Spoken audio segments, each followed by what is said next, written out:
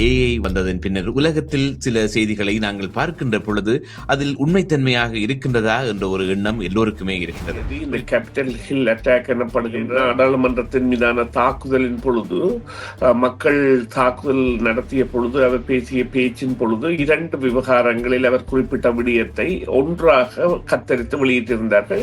மக்கள் உள்ளே செல்கின்ற பொழுது இவர் அந்த ஃபைட் லைக் எ ஹெல் என்று கூறுகின்றது போன்று சொல்வது என்பது அங்கே சென்று தாக்குங்கள் என்று கூறுகின்ற ஒரு விளக்கத்தை கொடுப்பதாக அது பிபிசி வெளியிட்டிருந்தது தனது ஆவணத்தில், பனோரமா என்கின்ற ஆவணத்தில். பத்திரிகை தர்மத்தின் மீதான கரைபடிந்த ஒரு வரலாற்றை உருவாக்குவதற்காக டொனால்ட் ட்ரம்ப் அவர்கள் இந்த 10 பில்லியன்கள், மில்லியன்கள் அல்ல பில்லியன்கள், $10 பில்லியன் நஷ்ட ஈடு கூறி வழக்கு சமர்ப்பித்திருக்கின்றார். இப்பொழுது டொனால்ட் ட்ரம்ப் அவர்கள் முன்னான கேள்வி, அவர் நேர்மையானவரா என்கின்ற ஒரு கேள்வியை அங்கே முன்வைத்து அவர் கடந்த காலங்களில் செய்த பல விவகாரங்களை எல்லாம் வெளிக்கொண்டு வருவதற்கு பிபிசிக்கு இது ஒரு ஆதாரமாக கூட இருக்கும். என்றால் அவர் நல்ல மனிதன் அல்ல. குற்றம் சாட்டப்பட்டு இன்னமும் பல குற்றச்சாட்டுகள் நிரூபிக்கப்பட வேண்டிய நிலையில் நிறைவேற்று அதிகாரமுள்ள ஜனாதிபதியாக வந்த காரணத்தால் அவையெல்லாம் மறைக்கப்பட்ட ஒரு மனிதன் சுயாதீன ஊடகங்களின் களத்தில் சுருக்கு கயிற்றை மாட்டுகின்ற வேலையைத்தான் டொனால்ட் ட்ரம்ப் செய்கின்றார் என்றால் தனக்கு எதிராக யாருமே கருத்து தெரிவிக்க கூடாது அல்லது தனக்கு எதிராக கருத்து தெரிவிப்பவர்களை வெள்ளை மாளிகைக்கு கூட அனுமதிக்காத ஒரு நபராக இருந்து வருகின்ற நிலையில் இவ்வாறான செயற்பாடுகள் என்பது அவரது இந்த ஒரு அடையாளமாக, எந்த அடையாளம் என்று அதை கூறுவதென்றால் ஜனநாயகத்திற்கு எதிரான சர்வாதிகார போக்கின் அடுத்த அடையாளமாக இங்கே பதிவிடப்படுகின்றது என்பதுதான் உண்மை. ஏஐ தொழில்நுட்பத்தின் தற்போதைய அறிவு என்பது மிகவும் மனிதர்களை விடவே கூடியது. இன்னும் 20 வருடங்களில் இந்த ஏஜி என்பதை தவிர்த்து சூப்பர் இன்டெலிஜென்ஸ் என்ற செயற்பாடு வருகின்ற பொழுது மனிதர்களால் அதனை கட்டுப்படுத்த முடியாத நிலைமை என்பது ஏற்பட போகின்றது. கடமை என்னவாக இருக்க வேண்டும் என்றால் ஒரு செய்தியை தான் இன்னொருவரிடம் பகிர முதல் அது நம்பிக்கையாக இருக்குமா அல்லது அவ்வாறு இருக்குமா போன்றவற்றை எல்லாம் அவர்கள் அதை சற்றே சிந்தித்து பொறுமையை ஆராய்ந்து அனுப்ப வேண்டிய கடமையை, தார்மீக ஒரு சமுதாய பொறுப்பை இந்த செயலிகளின் பயன்பாட்டாளர்களிடையும் ஏற்படுத்தி இருக்கின்றது என்றால் தவறான தகவல்கள் பகிரலாம். ஒரு தயாரிப்பாளர் நடிகருமான ராப் ரெய்னரை இழந்திருந்தது. அவரும் அவருடைய மனைவியும் வீட்டில் படுகொலை செய்யப்பட்டிருந்தார்கள். அவருடைய கடைசி மகன் நிக் இந்த கொலை தொடர்பாக கைது செய்யப்பட்டிருந்தார். டொனால்ட் ட்ரம்ப் தெரிவித்த கருத்து இப்பொழுது சர்ச்சைக்குரியதாக மாறி இருக்கிறது. அவர் சொல்லியிருந்தார் என்னன்னு சொன்னால், தனக்கு எதிரான கருத்துக்களை நேரடியாக ராப் ரெய்னர் வெளியிட்டமை இவருடைய மரணத்துக்கு காரணமாக இருக்கலாம் என்று ஒரு சர்ச்சைக்குரிய விடயத்தை அவர் தெளிவிட்டிருக்கிறார்.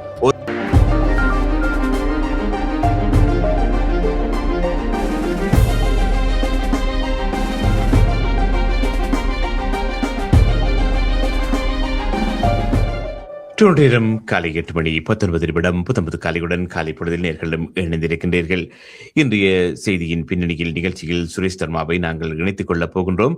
இன்று நாங்கள் பேசப் போகின்ற விடயம் என்னவென்று சொன்னால், அமெரிக்க அதிபர் டொனால்ட் ட்ரம்ப் பிரிட்டிஷ் ஊடக நிறுவனமான பிபிசி மீது $10 மில்லியன் இழப்பீட்டு கோரி நேற்று வழக்கு தொடர்ந்து இருக்கின்றார்.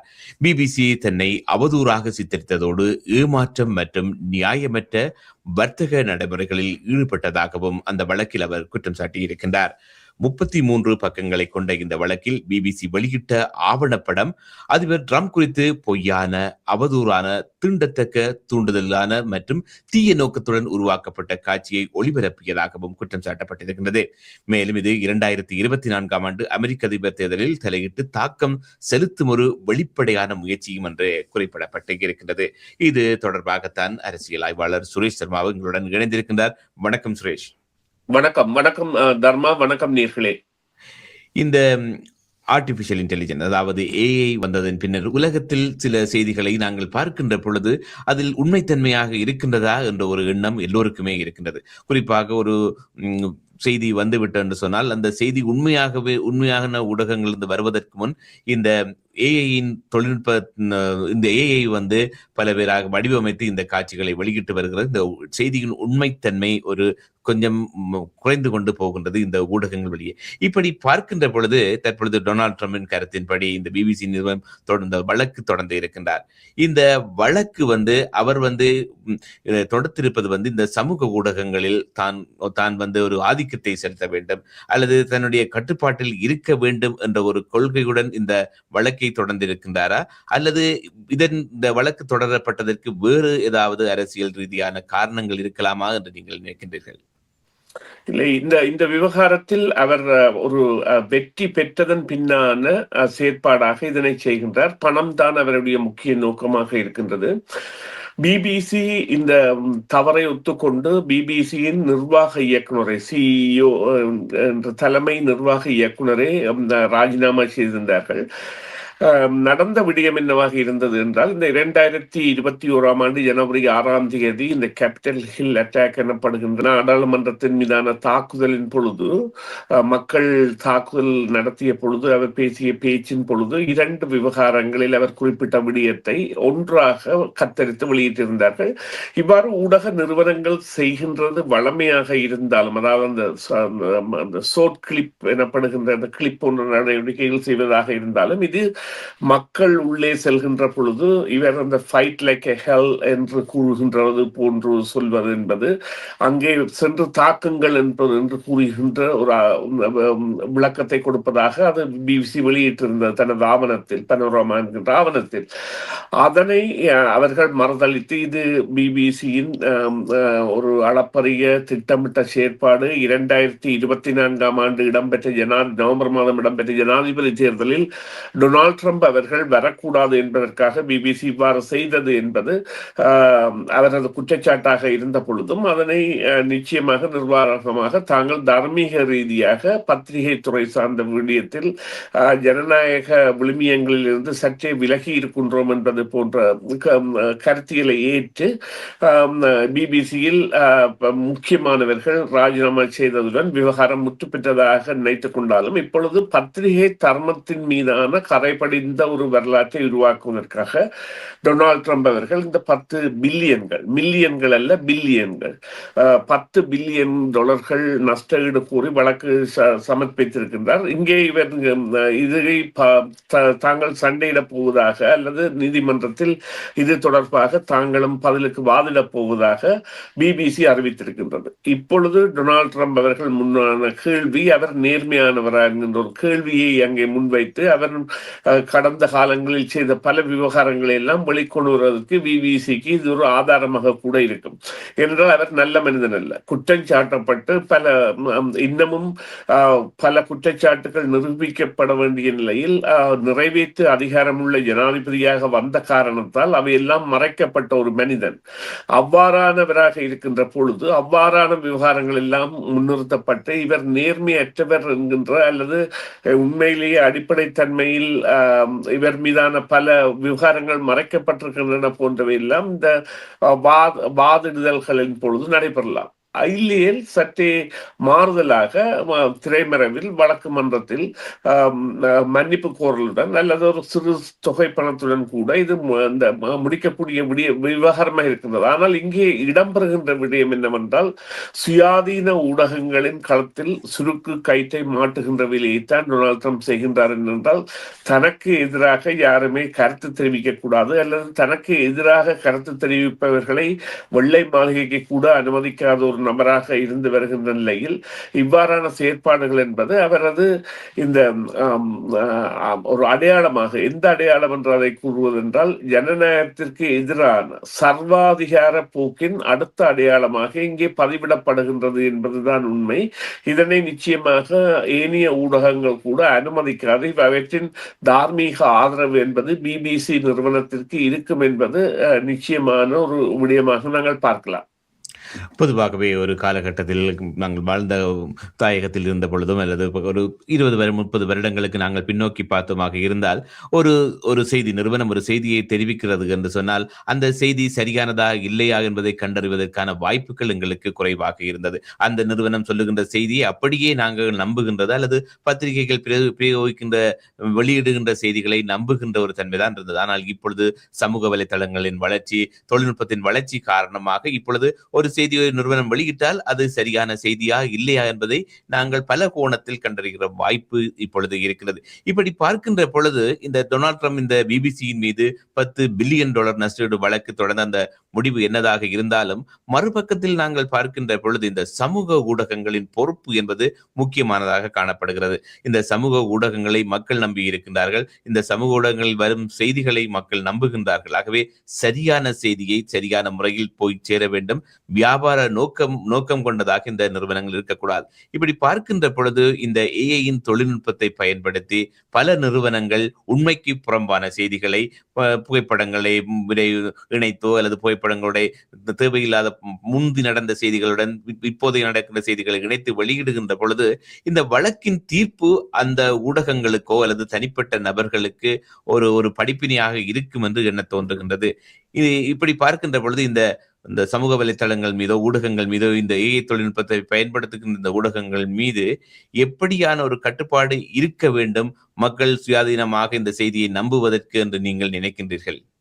இல்ல, இது நீங்கள் குறிப்பிட்டது இது மிகவும் மிகவும் முக்கியமான கேள்வி. இது மக்களை சார்ந்த விடயமாகத்தான் நாங்கள் பார்க்க வேண்டும் என்று சொன்னால், இந்த சமூக செயலிகள் என்பன சில நன்மதிப்புள்ளவர்களையே சில விடயங்களை நம்ப வைத்து அவர்கள் பிரசரிக்கின்ற பொழுது அதனை பார்ப்பவர்கள் அல்லது அவர்கள் அதனை பிரதியீடு செய்கின்ற பொழுது அதனை பார்ப்பவர்கள் அதனை நம்பிக்கைக்கு உரியதாக எடுக்கின்ற செயற்பாடுகள் எல்லாம் இடம்பெறுகின்ற பொழுது அவை பொய்மை செய்தியாக இடம்பெறுவதை எல்லாம் நாங்கள் பார்க்கக்கூடியதாக இருக்கின்றது. அதாவது இன்றைய நிலையில் செய்தி என்பதை அறிவதற்கு தரமான ஊடகங்களை பின்பற்றுதலே தகுந்த வழி என்பதை இப்பொழுது பிபிசி, சிபிசி, CNN அல்லது CMR போன்றவற்றை நாங்கள் எடுத்துக்கொள்ளலாம்.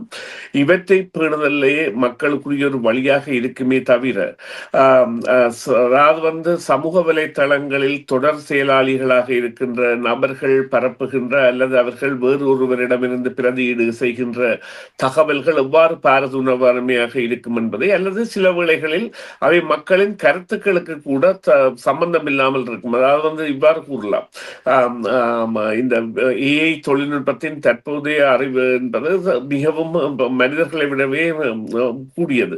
இன்னும் 20 வருடங்களில் இந்த ஏஜி என்பதை தவிர்த்து சூப்பர் இன்டெலிஜென்ஸ் என்ற செயற்பாடு வருகின்ற பொழுது மனிதர்களால் அதனை கட்டுப்படுத்த முடியாத நிலைமை என்பது ஏற்பட போகின்றது.